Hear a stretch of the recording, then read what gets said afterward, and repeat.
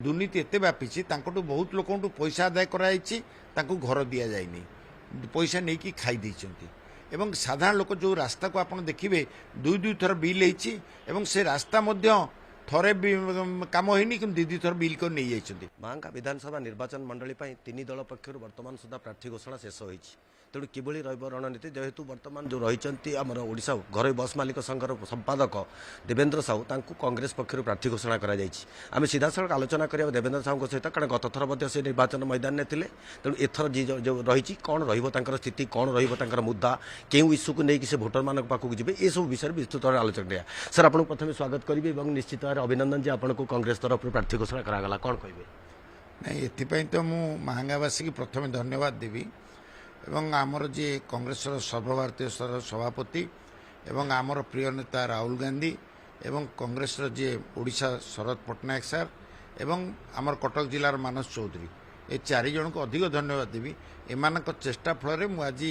महांगारे द्वितीय बार प्रार्थी हो पारी। सर द्वितीय थर पर बर्तमान जब देखा चलित निर्वाचन अन्य दुई दल प्रार्थी हिसाब से आप सबुठ अभिज्ञ प्रार्थी कारण प्रताप जेना स्थान पुओ को टिकेट मिली गत थर जी रही बीजेपी टिकेट मिलना जड़े युव व्यक्ति को टिकेट मिली तेणु आपण अभिज्ञता ये केते दूर कम दब मु महांगारे दीर्घ छात्र जीवन सब कम कर 19 मसीह प्रार्थी होती किंतु 10-15 दिन आगु मत घोषणा कराइला जहाँफल मुझ सब पंचायत में पहुँची पारे लोक चिन्ह पारि नी किंतु एथर कहे 5 वर्ष काल महांगार गली कंदी गाँ सबुआड़े पहुँची पार्टी एवं लोकंर जो दरकार जहाँ बेले जाई छिड़ा एवं महांगार सबुठारु बड़ इश्यू बर्तमान महांगार आईन श्रृंखला जे विधायक सी 5-5टा मर्डर केस इनडायरेक्टली डायरेक्टली संपृक्ति एवं तांको संपृक्ति की मु लोकलोचन को आनी पारिछि एवं कोर्ट मध्य आनिकी तांका ना 302 दफार केस करिछि। एटा होछि बड़ मुद्दा। द्वितीय मुद्दा होछि बेकारी समस्या दूर करने समस्त कहते किंतु मोर मन अच्छी मु जो आंदोलन करी ललितगिरी बुद्धिस्ट आसापी से आज बुद्धिस्ट आसी जाइए बुद्ध रिलिक्स आसी जाइए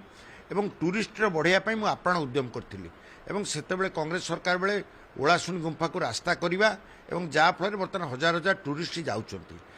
बेकारी समस्या किसी मात्रा ललितगिरी एंटायर महांगारे दूर करा जाय पारे। सर ये तो निश्चित भाव में आप जो इश्यूज गुड़िक कहले या फोकस करेंगे या गुरुत्व देवे कि सबुठ बड़ जिन रही दीर्घ दिन धरी बीजेडी कब्जारे रही अंपटे जब देखा जो रही थे जी कि गत थर बीजेपी प्रार्थी से गोटे आलोचना हो तो सी स्वाधीन भाव ठिया पारे तेणु गोटे ट्रायंगुलर कंटेस्ट मे भी 4 जलिया कंटेस्ट भितर केते दूर आपको प्रोबाबिलिटी रही नहीं मुझक लोक मत भल पाँच यहाँ सत्य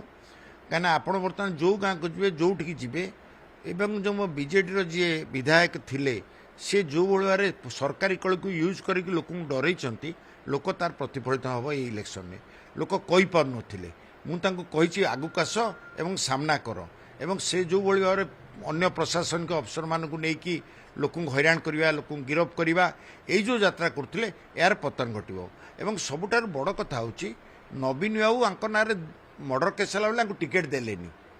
कहीं देले टिकेट ना जेहेतु जड़े मर्डर केस खुनी आसामी मिली कोर्ट कहला देलेनी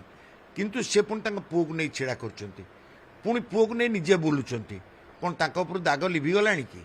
आज से निज निजे पचारत महांगा लोक एक पचार तुम देह कौन दाग लिभिगला से यही जो इश्यू सब बर्तमान महांगारे मोर अभिज्ञता भितर आपको लोक निश्चित ग्रहण करेंगे और सुस्थ वातावरण करने सुस्थ वातावरण तैयारी करने महांगारे निश्चित भाव कांग्रेस को भोट देवे। तबे से जो कहुच्छे संगठन प्रसंग को जब आसवा जेहेतु से दीर्घ दिन संगठन रही कांग्रेस संगठन दुर्बल रही विभिन्न स्थान में गोटाए पटे मोदी जो विकास नारा कथा कहुच्छे गोटे पटे नवीन कथा कहुच्छे से भर आप दलीय आधार में पसंद करेंगे भोट लड़वा लगी ना निजर व्यक्तित्व को लेकिन महांगार लोकाल इश्यूज को लेकिन लड़े नहीं मुझे तो निश्चित भाव नेशनल इश्यू राजीव गांधी जो ग्यारंटी अच्छी लोक पाखे नहीं पहुँचेबी से ग्यारंटी साधारण कमल लोक तैयारी